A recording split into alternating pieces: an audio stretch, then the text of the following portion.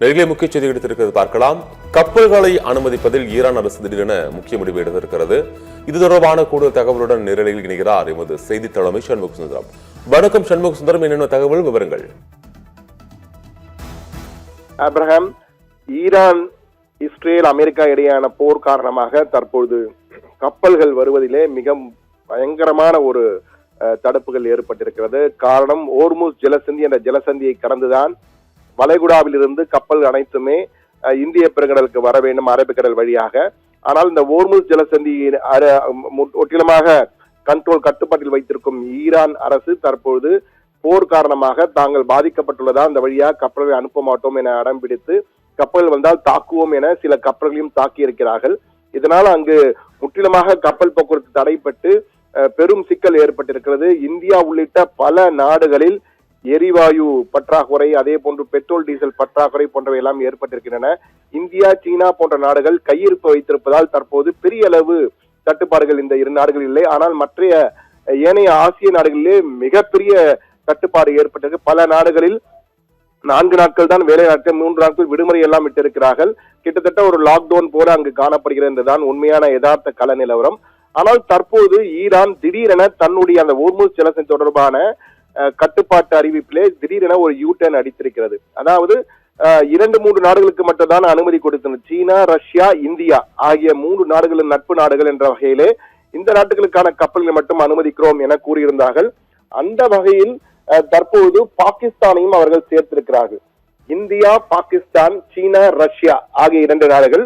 அது மட்டுமில்லாமல் புதிதாக அவர்கள் 3 நாடுகளை இணைத்திருக்கிறார்கள். அந்த 3 நாடுகள் என்னவென்றால் ஈராக்கை சேர்ந்த கப்பல்களையும் நாங்கள் அனுப்புகிறோம் என்ற வகையில் கூறியிருக்கிறார்கள்.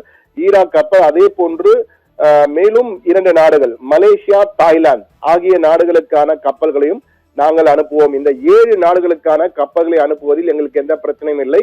இந்த நாட்டு கொடிகளுடன், இந்த நாட்டு அனுமதியுடன் வருகின்ற கப்பல்களுக்கு நாங்கள் அனுமதி தருகிறோம் என கூறியிருக்கிறார்கள்.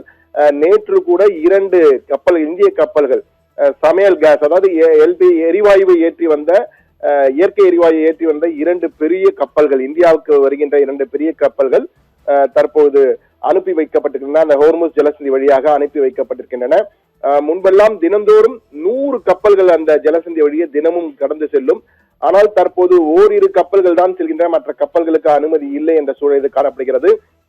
நேற்று இந்திய கொடி ஏந்திய 2 கப்பல்கள், எல்பிஜி கேரியர்ஸ் என்று அழைக்கப்படுகின்ற இயற்கை எரிவாயு கொண்டு வரும் 2 கப்பல்கள், BW டயர் என்ற கப்பலும், BW எல்ம் என்ற கப்பலும், BW TYR என்ற கப்பல், அதே போன்று BW ELM என்ற கப்பல் ஆகிய 2 கப்பல்களும் ஓர்முஸ் ஜலசந்தி வழியாக இந்தியாவை நோக்கி வந்து கொண்டிருக்கின்றன.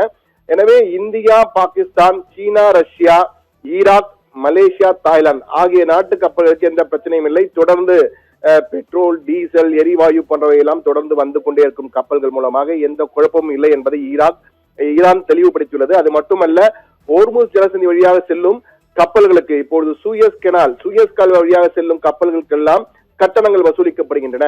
அது மாதிரி இந்த ஓர்முஸ் ஜலசந்தி என்பது எங்கள் கட்டுப்பாட்டுக்குள் இருக்கின்ற கடலில் பகுதியாக இருப்பதால் நாங்கள் இனி கட்டணம் வசூலிக்க போகிறோம். ஒரு கப்பல் ஒரு முறை செல்வதற்கு 18 கோடி ரூபாய் கட்டணம் என்ற வகை இந்திய ரூபாய் மதிப்பிலே 18 கோடி கட்டணம் கட்ட வேண்டும் என முடிவு செய்திருக்கிறோம். விரைவிலே எங்களுடைய நாடாளுமன்றத்திலே இதற்கு சட்டம் நிறைவேற்றி உலக அளவிலே சட்ட அங்கீகாரம் பெறப் போகிறோம் என அறிவித்திருக்கிறது. ஆனால் இதை ஒருபோதும் ஏற்க முடியாது, இது சட்ட விரோதமான செயல் என அமெரிக்கா கடும் கண்டனம் தெரிவித்திருக்கிறது.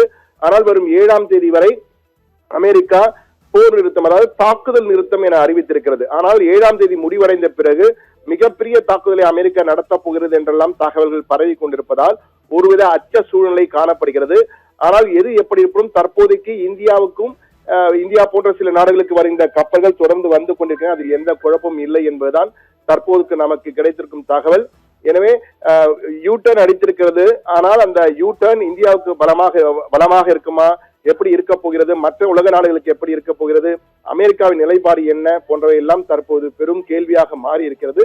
ஆனால் உலக நாடுகள், அதாவது சர்வதேச அமைப்புகளை சேர்ந்த பல நாடுகள் தற்போது, குறிப்பாக சர்வதேச கடல்சார் அமைப்பு, இன்டர்நேஷனல் மேரிடைம் ஆர்கனைசேஷன் என்ற அமைப்பு, அந்த சர்வதேச கடல்சார் அமைப்பை சேர்ந்தவர்கள் எல்லாம் தற்போது ஈரானுடன் தொடர்ந்து பேசிக் கொண்டிருக்கிறார்கள். எப்படியாவது ஈரானை சம்மதிக்க வைக்கிறார்கள். இருபுறமும் தற்போது ஓர்முஸ் ஜலசந்திக்கு இருபுறமும் கிட்டத்தட்ட 2000 கப்பல்கள் சரக்குகளை ஏற்றி கொண்டு நின்று கொண்டிருக்கின்றன என்பதுதான் தற்போது அங்கிருந்து வரும் தகவல். இதை இன்டர்நேஷனல் மேரிடைம் ஆர்கனைசேஷனுடைய செக்ரட்டரி ஜெனரலாக இருக்கக்கூடிய சர்வதேச கடல்சார் அமைப்பின் செக்ரட்டரி ஜெனரலாக இருக்கக்கூடிய அர்சினோ டொமின்குவேஸ் உறுதியாக பேட்டிகளில் செய்தியாளர்களை சந்தித்த போது தெரிவித்திருக்கிறார். எனவே நாங்கள் தொடர்ந்து பேசிக் கொண்டிருக்கிறோம். ஈரான் சம்பவத்துடன் விரைவில் அனைத்து கப்பலுக்கும் அனுமதி பெறுவோம் என்ற நம்பிக்கை இருக்க என கூறியிருக்கிறார்.